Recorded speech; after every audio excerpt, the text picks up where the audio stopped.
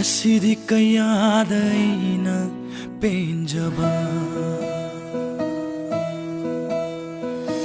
Paglaba nung sige pagka na itong sati thamba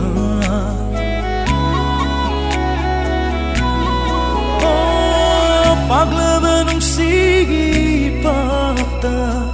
na itong sati thamba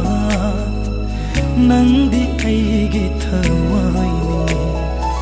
Fangaro'y wakiba Nang butamo'y sina Ngasi'y kaya'y nagpenjaba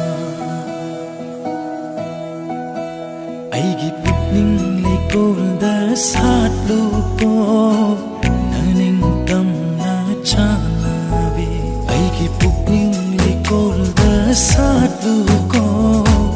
Naningtam na chanabi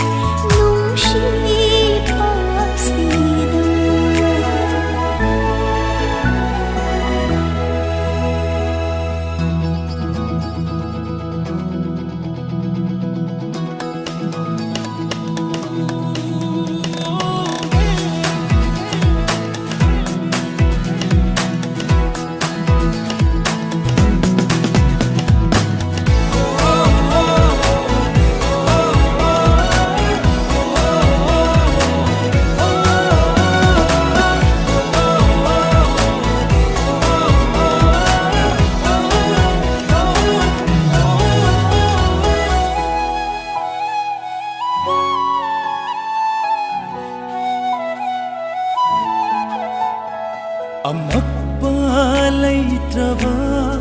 Singlava tiyada Majutareki Jumtanggung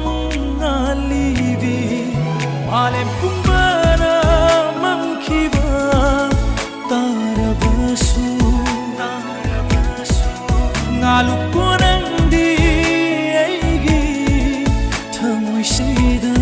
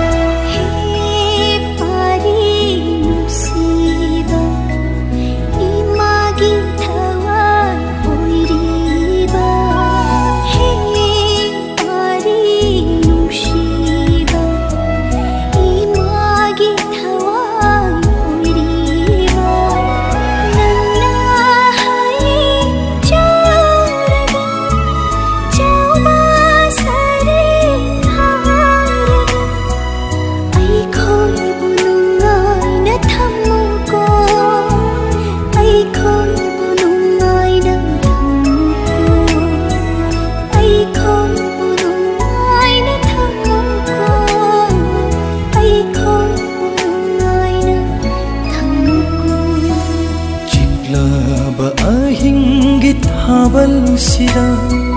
naitong thokliba thaja nang